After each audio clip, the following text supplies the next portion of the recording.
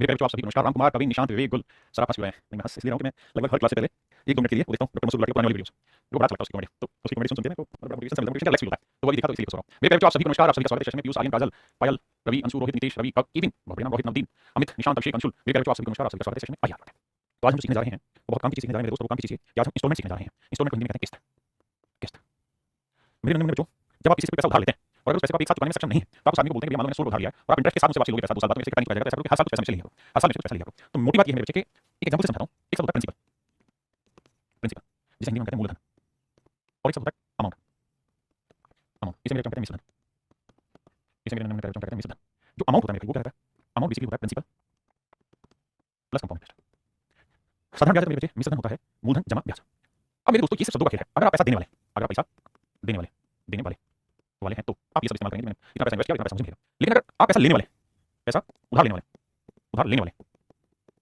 ये है उधार देना, जो उधार दिया होगा वो, यानी कि मतलब साहूकार जमींदार है, ये उधार लेने वाला। तो उधार लेने वाले से प्रिंसिपल नहीं, उधार लेने वाला का लोन। उधार लेने वाले से क्या करेंगे लोन। जैसे मान लो जमींदार आदमी ने 100 रुपए किसी को उधार दिया तो वो तो कहेगा 100 रुपए मेरा तो है प्रिंसिपल, है ना, और मेरे को मान लो 1 साल बाद 120 रुपए मिला, 3 होगा अमाउंट। हां जी। लेकिन जिसने उधार लिया,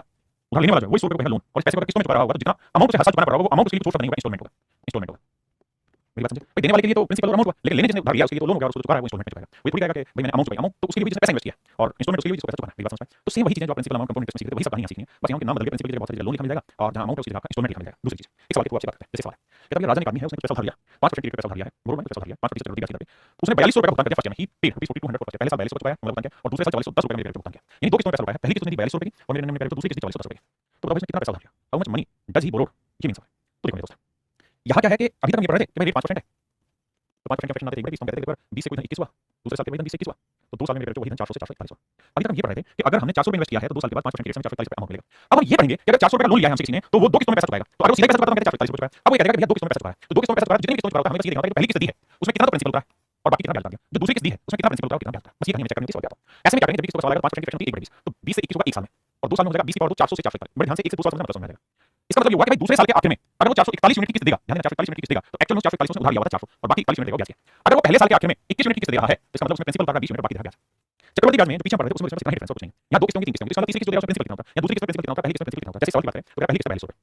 तो भैया 21 यूनिट रिप्रेजेंट कर 4200 रुपए, पहली किस्त 4200 रुपए, दूसरी किस्त बाबू 4410 रुपए, ये रुपए, ठीक है। तो मेरे एक बात बताओ, अगर पहली 21 यूनिट की इंस्टॉलमेंट चुकाएगा तो उसमें पैसा कितना देगा, लोन कितना देगा 20 यूनिट, ये लोन हुआ और ये किस्त हुई, किस्त हुई। तो पहली 21 यूनिट की लोन मतलब पहली 21 यूनिट की इंस्टॉलमेंट लेगी उसमें लोन कितना होगा 20 का, जबकि 21 यूनिट नहीं 4200, 1 यूनिट की वैल्यू 200। तो भैया समझ रहे हैं ना, भाग देंगे तो 20 यूनिट की वैल्यू 20 में 200 आएगा 400, 4000 पड़ेगा। यानी इसका मतलब ये हुआ कि पहली जो 4200 रुपए की इंस्टॉलमेंट लेगी ना पहले साल के आखिर में उसमें कर्जा तो 4000 का बाकी 200 ब्याज दिया उसने। जो दूसरी 441 यूनिट की इंस्टॉलमेंट लेगी वो रिप्रेजेंट करता है 4410 की वैल्यू, यानी कि दूसरी 4410 की इंस्टॉलमेंट लेगी उसमें कर्जा केवल कितना होता है 4000। तो इसका मतलब ये हुआ कि दो किस्तों में कर्जा खत्म किया तो कर्जा तो खत्म हुआ, कितने का हुआ 8000, यानी उसने 8000 रुपए का कर्जा लिया होगा जिसको उसने उधार दिया, कितने रुपए का 8000 नहीं, फालतू रुपए दिए, फालतू रुपए उसको उधार दिया। अब मुझे कितने पैसे थोड़ा समय लगेगा 2-3 सालों पे होने में, उसका टिक टक हो जाएगा। क्या भाई 10% की दर से दो किस्तों में पैसा चुकाया, पहले साल का दूसरे साल का उसने 2 वर्षों में कितना अधिक धन चुकाया, how much more he paid in 2 years. देखो इस सबको ध्यान से how much more he paid in 2 years, भाई 2 सालों में कितना पैसा ज्यादा चुका दिया उसने। बहुत ध्यान से पढ़ो, जिसका भी बेसिक अच्छा है प्लीज मेक श्योर कि आप लाइव क्लास में समझ में क्योंकि हर बच्चे को समझने में बहुत धीरे-धीरे बताता हूं। आप प्लीज है तो आपको एक्सपीरियंस और एक्सपीरियंस चीज समझिए। उसने कहा कि बताओ 2 साल में जो उसने दो किस्तों में कर्जा उतारा, पहली 2200 की दी, दूसरी 650 की दी, इसमें कितना ज्यादा धन चुका है। ज्यादा धन का मतलब है कि कितना इंटरेस्ट चुका है। इस बात को सीधा-सीधा ना करके उसने कितना इंटरेस्ट चुका है। तो आप ये करोगे 10% की फ्रैक्शन तो पहले साल 10 से कोई चीज 11 हुई, दूसरे साल का 10 का 100 और 11 का 121। इसका मतलब ये हुआ कि भैया ये भैया दूसरे साल के आखिर में 121 यूनिट की किस्त दे रहा है तो उसमें मूलधन जा रहा है मात्र 100 यूनिट, लोन उतारा 100 यूनिट, तो बाकी 21 यूनिट का क्या उतारा है, ब्याज उतारा है। जो पहली 11 यूनिट की किस्त दी है उसमें 7 महीने में मूलधन तो लोन तो 10 यूनिट का उतारा, तो 1 यूनिट एक्स्ट्रा का क्या उतारा लिया ब्याज, तो 1 यूनिट एक्स्ट्रा का ब्याज उतारा। हां जी। अब ये बताओ कि दूसरी किस्त 1210 में 6050 है, भाग दोगे और पहली किस्त 2200 रुपए, तो मेरे 11 यूनिट रिप्रेजेंट कर रहा है 2200 रुपए, 1 यूनिट का 200 रुपए, तो इससे भाग देंगे 1 यूनिट 50, 1 यूनिट 50 और 1 यूनिट 200। इस दिस ओके पढ़ाई क्या मेरे आपकी बात सही है आपने, ठीक है मान ली बात। अब देखो 1 यूनिट यहाँ 200 था तो इस 1 यूनिट की वैल्यू 200, इसका मतलब पहली किस्त में 200 रुपए ब्याज चुकाया और 21 यूनिट कितना 1 यूनिट 50, दूसरी किस्त में 21 में 50 यानी 1050 रुपए ब्याज चुकाया, दूसरी किस्त में 1050 रुपए ब्याज चुकाया, यानी 1250 रुपए ब्याज चुकाया, दूसरी किस्त में 1250 रुपए ब्याज चुकाया। क्या आप सहमत हैं इस बात से, जल्दी से बताइए हां या ना, do you agree with it और नॉट। आपने ठीक है 1250 रुपए ज्यादा चुका दी, यही उसमें उसका कर्जा कितना उतारा, 1 यूनिट 200 10 यूनिट 10 में 200 यानी 2000 का कर्जा यहाँ उतारा है और 50 यूनिट तो 5000 का कर्जा यहाँ उतारा है, यानी 7000 का उसने कर्जा उतारा है और पैसे कितने दिए हैं उसने 1250 फालतू दिए, 6 को 8 8250 उसने दिया, 7000 का कर्जा दिया था, बाकी 1250 जो है वो क्या है ब्याज।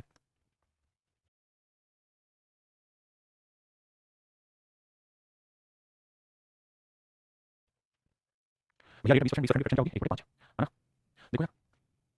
अच्छा मैं तो 600 रुपए का भुगतान पहले साल, 10 का भुगतान दूसरे साल, 2160 का भुगतान तीसरे साल किया, 3 वर्षों में कितना ब्याज चुका देगा, थोड़ा सा बड़ी कैलकुलेशन होगी बट मेक श्योर समझ में आ जाएगा भाई। देखिए पहले साल 5 से कोई नीचे होगा, दूसरे साल यानी 2 साल बाद, दूसरे नहीं 2 साल, दूसरे साल भी 5 से चाहिए होना है, लेकिन मैं दूसरे नहीं 2 साल में 25 से 36 होगा और 3 साल बाद 125 से 216 होगा। बिल्कुल जमा बात है। अब आप ये देखिए कि 6 यूनिट रिप्रेजेंट कर रहा है पहली किस्त, 36 यूनिट रिप्रेजेंट कर रहा है दूसरी किस्त, 216 यूनिट रिप्रेजेंट कर रहा है तीसरी किस्त, उसने कितना ब्याज चुकाया। तो मेरे पे ऐसे करो कि यहाँ कितना ब्याज निकालो तो 16 और 75 है 4 5 11 7 51 यूनिट का ब्याज है, 5 1 यूनिट ब्याज आ गया, यहाँ कितना ब्याज 25 11 यूनिट का ब्याज आ गया, 5 1 यूनिट का ब्याज आ गया। अब पहली किस्त में 600 रुपए, पहली किस्त 600 रुपए, दूसरी किस्त 1080 रुपए और तीसरी किस्त में 160 रुपए। अब आप ये उम्मीद मत करना बहुत धीरे-धीरे 1 यूनिट की वैल्यू निकाल के धीरे-धीरे आपको समझो, आप काफी कुछ सीख चुके हैं, you must have to be very much fast at that point. अब ये बताओ ये कितना बना है 10 गुना, तो ये ब्याज 910 हो जाएगा पहली चीज। ये 36 का कितना होगा भाग 2 36 और 30 में तो यहाँ 11 30 गुना करोगे 11 330 रुपये ब्याज होगा। यहाँ चेक कितना होगा 100 गुना तो यहाँ 1 का 100 गुना तो 100 रुपये ब्याज होगा। 3 4 9 3 12 13 इसका मतलब मैंने 1340 रुपये का कुल मिला के ब्याज है। अब बताइए कितने बचे समझिए भाई यार यानी 1 साल का और 1 करो 2 साल का है और 2 करो 3 साल का और 3 करो इससे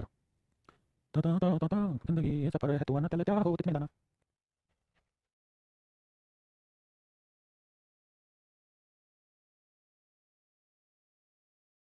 भाई मेरे दोस्त देखिए भाई समी फिर से बता रहा हूँ वैसे ही सवाल देखिए कहता 5% की रेट है एक व्यक्ति पैसे साल पर उधार लेता है पहले साल का दूसरे साल का देगा तो बताइए उसने उधार कितना लिया 5% की रेट बढ़ेगी तो आप पहले साल कोई धन 20 से 21 हो जाएगा दूसरे साल वही धन 20 की पावर 400 से 440 हो जाएगा अगर तीसरे साल तो 20 की पावर 3000 और 21 की पावर 3000 दूसरी चढ़ाते अब कहानी ये है मेरे बच्चों कि भाई पहली इंस्टॉलमेंट ये गई है तो दूसरी ये रही है जबकि पहली इंस्टॉलमेंट 3150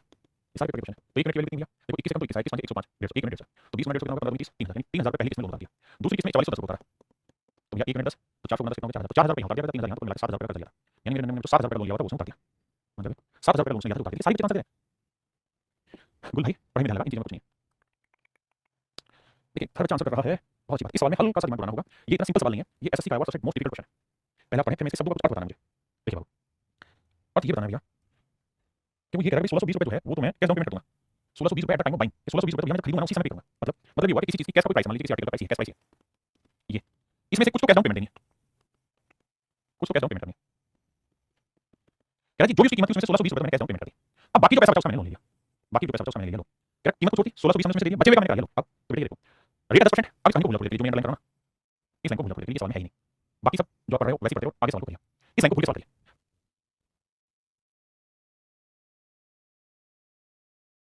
रेट 10% पर है 10% नहीं तो 10 की 10 से क्या 10 की पावर 200 से 121 3 साल में जाओगे तो 1000 से 10 की पावर 3000 1331 ये मतलब रेशियो है अब जैसे वो चाहे वैसे लेट लो भाई कारण पहली जो किस्त है वो है 2178 की 2178 रुपए दूसरी जो किस्त है वो है 2299 और तीसरी जो किस्त है 2662 की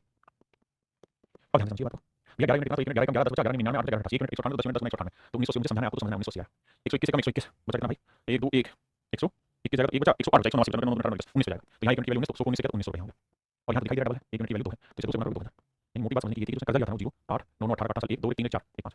और 4 5880 रुपए का उन्होंने भाई कर्जा लिया 5880 रुपए कर्जा लिया 5880 रुपए लिया था कर्जा उन्होंने और इस 5880 रुपए उन्होंने 3 किस्तों में उतार दिया जबकि 1620 रुपए उन्होंने उसी समय कैश डाउन पेमेंट दे दी थी तो तुरंत ले लो पैसा तो अब पूछा कि एक्चुअल कीमत क्या थी तो 5880 1620 दी 0 8 2 10 8 6 2 15 5 6 4 इसका मतलब मेरे दोस्तों 7500 रुपए उस आर्टिकल का कैश प्राइस था 7500 रुपए मेरे दोस्तों आर्टिकल का कैश प्राइस था ये हमसे सवाल में पूछा अब आप समझ जाएंगे बेसिक को आइए नीति भेद नहीं करती आइए बेटे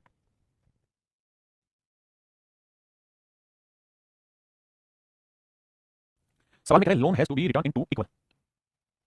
yearly installment each of rupees जिन शब्दों में बोले बना उनको ध्यान से देखना 44,000 रुपए की दो बराबर किस्तों में पैसा चुका है इस बार कंडीशन दोनों किस्तों बराबर होनी चाहिए दो बराबर किस्तों में किसी ऋण को 40,000 रुपए की दो बराबर किस्तों में वापस करना रेट ऑफ इंटरेस्ट 5% है तो ये भुगतान किया गया कुल ब्याज देखिए पहला 5% की रेट 1 तो आप देखोगे 1 साल में 20 से 21 हो जाएगा 2 साल में 400 से 440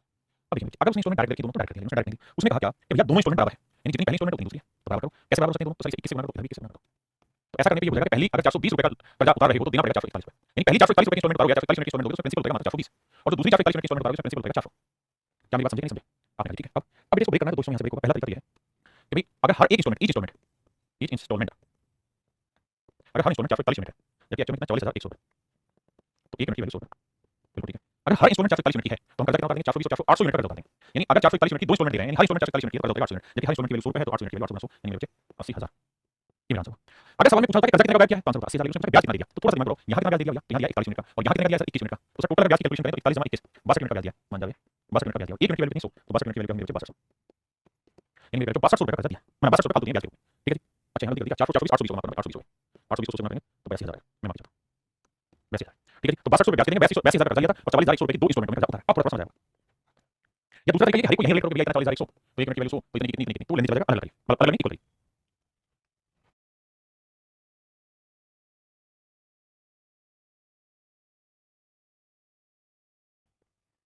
देखिए भाई कुछ सब है जो बहुत गहरे हैं इसमें गहरा भाव देंगे पहला भाव ये है 2 इक्वल हाफ ईयरली इंस्टॉलमेंट अर्धवार्षिक किस्त है इन सबको ध्यान से देखिए ये दो इंस्टॉलमेंट लिए लेकिन दोनों के दोनों हाफ ईयरली हैं तो मेरे बच्चे आपको रेट भी हाफ ईयर करना पड़ेगा 8% पर प्रति वर्ष थी 8% पर एनम थी तो आपको रेट करनी पड़ेगी 4% आधी हो जाएगी हाफ ईयर पर हाफ ईयर 4% पर हाफ ईयर मेरे बच्चे 4% की फ्रैक्शन 25 4% की फ्रैक्शन 25 तो 25 से कोई धन 26 बना 2 साल में वही धन 625 से 600 कितना क्या क्या साहब 2 साल में 2 हाफ ईयर में 25 का वर्ग किया 26 का वर्ग किया 4% की फ्रैक्शन 25 ठीक है अब दोनों किससे क्या बराबर है तो बराबर बराबर करने के लिए 6 से बराबर 26 बराबर नहीं है 26 तो 26 26 650 यानी 650 यूनिट उतारा कर्जा पहली इंस्टॉलमेंट 676 की गई है तो उसमें कर्जा दिया उसने केवल 650 बाकी दूसरी 676 इंस्टॉलमेंट गई है तो कर्जा उतारा 625 ठीक है जी तो क्या ब्याज कितना दिया गया तो बेटा ये बताओ हर एक इंस्टॉलमेंट कितने की 676 यूनिट की हर इंस्टॉलमेंट कितने की 6760 रुपए तो 1 मिनट की वैल्यू 10 1 मिनट की वैल्यू 10 बिल्कुल अगर 1 मिनट 10 रुपए है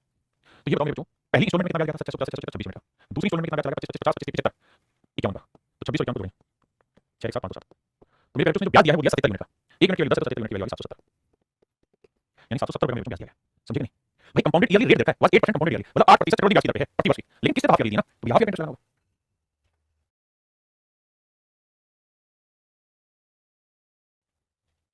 देखो जी 10% है तो 10% की फ्रैक्शन 10 से 11 हुआ, अगले साल फिर 100 से 121 हुआ। अब मजे की बात ये है बाबू, दोनों को सेम करना है, क्योंकि ऐसा मैंने क्या सवाल करा है कि दोनों इंस्टॉलमेंट सेम करो, तो सेम करने के लिए 11 से गुणा करना पड़ेगा। तो अगर पहली किस्त 121 यूनिट की गई है तो उसमें कर्जा उतारा है 110 का, दूसरी 121 की किस्त है तो उसमें कर्जा उतारा है भाई 100 का। अब हमसे क्या पूछ रहा है कि भैया हर एक किस्त की वैल्यू बताओ, किस प्रत्येक किस्त तो अगर टोटल कर्जा आपका 110 कितना हो गया 210 यूनिट का, अगर आपका लोन 210 यूनिट का है तो हर एक इंस्टॉलमेंट हो जाएगी 121 यूनिट की, आप ठीक है, जबकि जो लोन है वो 210 यूनिट का नहीं 40 रुपए का, तो भैया 1 यूनिट की वैल्यू निकालो 40 20 210 तो आएगा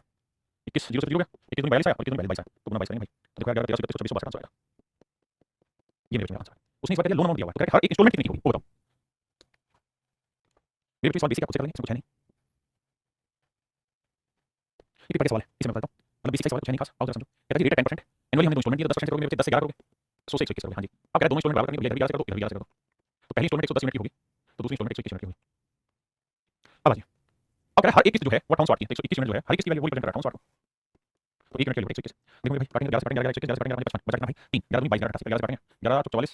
भी बचा कितना 8 11 1 यूनिट के लिए 48, ठीक है। तो सवाल में कह रहा है कि इस योजना के लिए जाने वाला कुल ब्याज का, तो भैया तो यहाँ कितना ब्याज 11 यूनिट, यहाँ कितना ब्याज 21, तो 11 और 21 कितना होगा 11 जमा 21, ये हो गया 32 तो 3 32 यूनिट ब्याज 1 यूनिट की वैल्यू कितनी 48, तो इतना ब्याज टोटल। अब कुल ब्याज का 60% बताओ क्या होगा, तो 60% की फ्रैक्शन होगी 60% बता 3/5, अब कैलकुलेट करना। अब कह रहा है नियर अबाउट वैल्यू बताओ क्या होगी, नियर अबाउट वैल्यू बताओ मेरे क्या होगी, तो देखो अब ये तो 32 को 3 से गुणा करोगे क्या आएगा 96, आपको ठीक बात है 32 की होता है 96 में से 96 लिखो तो गुना तो नहीं है, अब 5 को काटोगे तो 95 लिखा होता है, आंसर आता 19, हां जी, लेकिन 96 का आंसर आएगा 19 पॉइंट समथिंग, आपने बिल्कुल ठीक है, आंसर आना है 19.2 बिल्कुल ठीक है। अब मेरे बच्चे 19 48 से करेंगे तो 19 48 से करेंगे तो 19 8 152 से 1976 और 15 आएगा 912, यानी उत्तर 912 से बड़ा होगा। अब पॉइंट दो निकालना 48 का पॉइंट दो, तो 48 का पॉइंट क्या हो जाएगा 0.48, भाई 48 को ध्यान से लिखना, 48 को पॉइंट 2 से कैलकुलेट करना 0.2 से, तो 48 का 2 होगा 96 96 का हो गया 9.6 है ना 9.6, तो 9.6 वैल्यू हो जाएगी भाई 19 48 से गुणा किया पॉइंट 2 48 से करेंगे आएगा 9 11 1 2 921.6, यानी लगभग आंसर आएगा मेरे 25 आएगा 922 922 के बराबर आएगा। देखिए कैलकुलेशन छोटी छोटी करो, जब तक हम छोटा छोटा छोटा ब्रेक करना नहीं सीखेंगे तब तक बात नहीं बनेगी, वरना तो ये गुणा करना पड़ेगा, हल्का अप्रोक्सीमेशन नहीं सीखो भाई। क्या 210 रुपए 80 पैसे जैसे 2 लाख की मदद किया जाना है, यदि ब्याज की अदायगी 10% वर्ष भाई कैलकुलेट कर लेंगे, बहुत ही आसान सवाल है, कुछ नहीं सवाल, ये भी आसान कर लेंगे सेम टाइप है, कुछ नया बनने दो, ये भी सेम सवाल है होमवर्क आपका।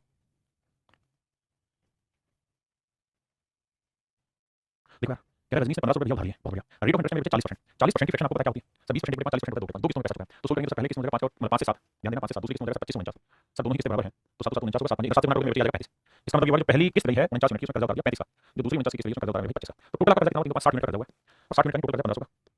तो भैया 1 यूनिट के लिए बड़े 60 0, 1 यूनिट के लिए 25। अब अगर हर एक किस्त की वैल्यू बताओ, हर एक किस्त की वैल्यू 49 यूनिट, 1 यूनिट की वैल्यू 25। अब देखो अगर ये 50 होता तो 25 5 125 25 5 125 1250 का आंसर होता, यानी 1250 से छोटा आंसर होगा, ये 1250 से छोटा नहीं ये वरना 25 गुना 50 का 1250 25 का 25 1250 से 25 का मेरे आंसर है 1225, हां जी करिए।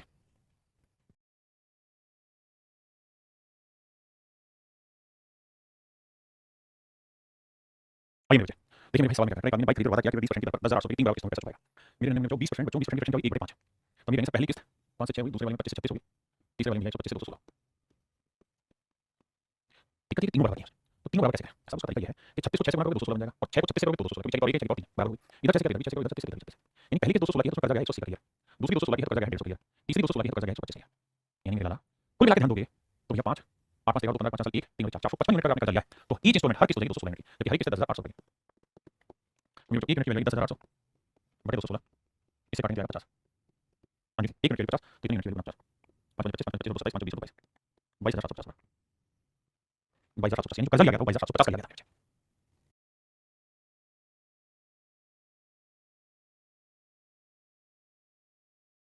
क्या भी एक आदमी 25,220 रुपए का धन भर लिया और वादा किया कि 5% की दर पर 3 समान वार्षिक किस्तों में धन चुका देगा, प्रत्येक किस्त में लेके आऊंगा, मेरे बच्चों से वही होगा भाई 5% की रेट है 3 इक्वल इंस्टॉलमेंट है, प्रिंसिपल दे रखा है नहीं लोन दे रखा है 25,220 रुपए उधार लिए, तो कहता है हर एक इंस्टॉलमेंट की वैल्यू भाई पिछला सवाल भी सेम ही था, बस उसमें कहता है हर एक इंस्टॉलमेंट रखी थी, ये पूछा था सेम डालना है 455 यूनिट 25,000 जो बोला उसको लेकर तो 216 की लेके आई, तो सेम ही सवाल है मेरे बच्चों। मेरे बच्चों आज के लिए थैंक यू आप सभी का धन्यवाद बहुत बहुत, बाकी आपसे कल मिलते हैं, थैंक यू धन्यवाद। अब आपका इंस्टॉलमेंट मेरे बच्चों आपका खत्म हो गया यहाँ पे, ठीक है। अब कंपाउंड इंटरेस्ट में आगे किसी में स्टार्ट करूंगा जहाँ पे मैं आपसे बात करूंगा इन चीजों पर, आपसे एक तो मुझे सक्सेस वाला मेथड बताना है, एक पार्शियल समझाना है, ये दोनों बताएंगे 2 क्लास होगी, उसका दन दन आपके लिए करना चाहिए। दूसरी चीज अगर आप बेसिक बच्चे हैं तो अभी तक जो पढ़ाई से भाग करना कुछ नहीं है, इतना ही आपके लिए, लेकिन अगर आपके थोड़ा सा भी दम है समझने का तो आगे की जो क्लास होगी समझो सब आपके लिए।